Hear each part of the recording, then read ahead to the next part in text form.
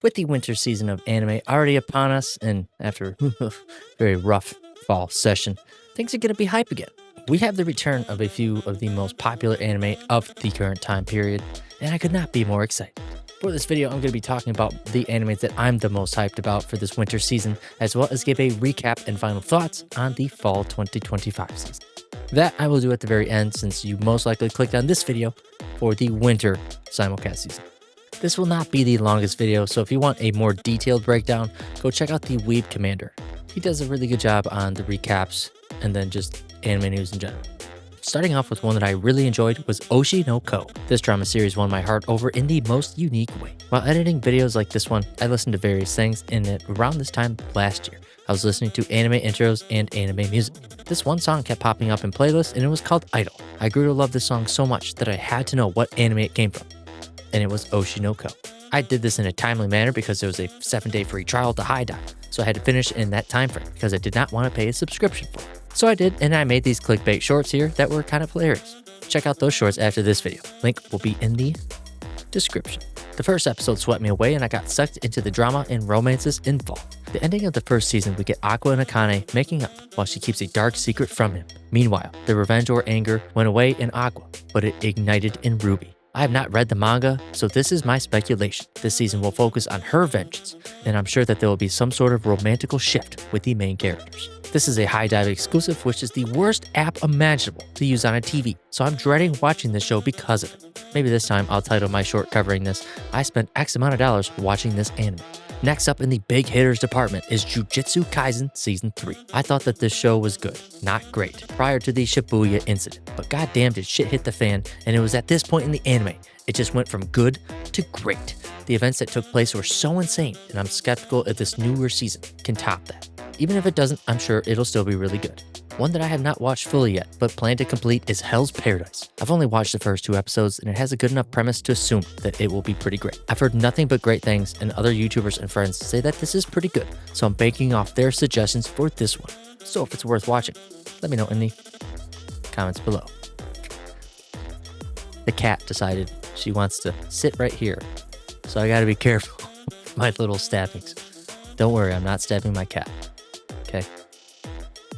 I still kind of love her. Depends on if she poops on the floor or eats plastic and pukes everywhere, or maybe she'll stop being bad if you guys like and subscribe. Shameless plug-in. Appreciate it. Based off of others' hype as well, a new anime is starting called Sentenced to be a Hero. The worst punishment in the show is to be sentenced as a hero, where you have to fight against your will, because if you die, then you come back to life. So death is no escape for this punishment, and every time you die, you lose a part of yourself. This also has an hour-long first episode, so it must be pretty good at that point. The next one is My Hero Academia Vigilantes. This one I will watch because it's a spin-off of My Hero Academia. It wasn't my favorite, honestly, but I have high hopes that it will get better. Hey, post-edit Guard Champion here. I actually forgot about Fire Force Final Season Part 2. This one is pretty solid, as I caught up with the series earlier last year, and the build-up for the upcoming events are something worth being hyped for. The only thing in question is if it'll be like Dr. Stone, where there's multiple final seasons, so I don't know if this will end this winter season, or if it'll extend another 12 episodes after this. I have not read the manga, so I don't know how many chapters or subject material is left to be covered.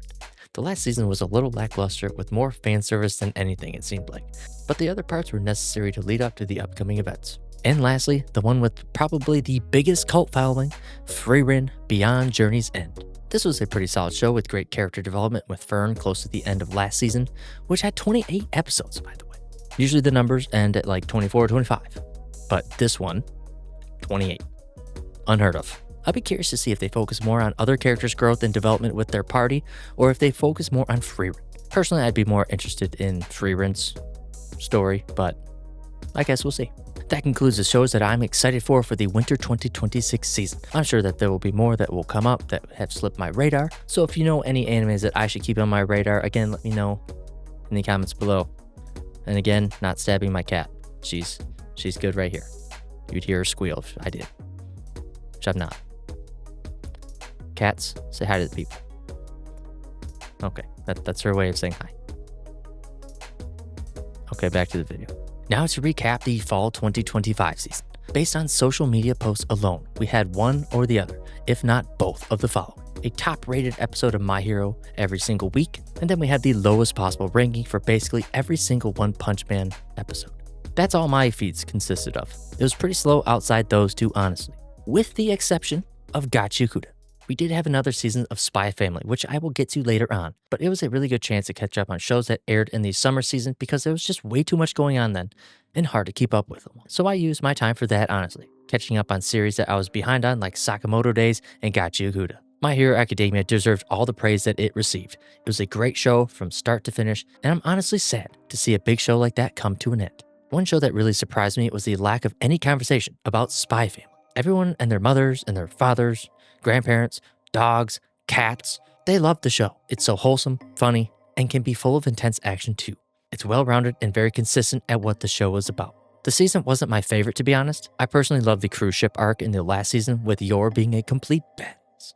We got a lot of insight on Lloyd though, his background, and how he came to be what he is today. And then a pretty intense fight with a lot of stakes at the end. This season slapped, but was drowned out by the lack of a strong fall simulcast season, One Punch Man being horribly animated, and then how insane each episode of My Hero was. This one never got the light I thought it deserved. So if you've not watched Spy Family, period, or if you've not caught up with the newest season, you definitely should check it out. I wanted to take this opportunity to also talk about all the shows that I dropped in 2025 that were overly hyped up, but did not live up to the expectations. For this first one, I actually hyped this one up, but just fell short on everything because everything else that aired this year was insane. And this anime was Reborn as a Vending Machine. I Now Wander the Dungeon. Premise of the show and the fact that Boxo is so OP is hilarious, but I found it hard to watch. I'll probably pick it up in the future, but it was the first anime to fall for me this year. Next up is Togenanki. I got maybe 3 to 4 episodes in, and I just found it hard to watch. Just was not my cup of tea. Lord of Mysteries. I might just be dumb or not comprehensive, but the storyline was very hard to follow. I found myself lost and confused more than I should have, but I was drawn to it because of the unique and high quality animation. To Your Eternity. I wanted to catch up with the previous season, but I just couldn't because it's too damn depressing to watch. And this is why I dropped these series entirely. To Be a Hero X. It's basically the animation for me for this one. It bothered me so much that I could not even get through the first episode. With all these hot takes, debatable kind of topics here with the end of the video, hopefully you guys will leave nice comments for me instead of ones that are trying to destroy. I really appreciate you making it this far in the video, so if you did, you get a gold star. I hope you enjoy the 2026 winter season of anime, and let me know what animes you are hyped up for in the comments below. Have a great day, and I'll see you in the next one. Peace.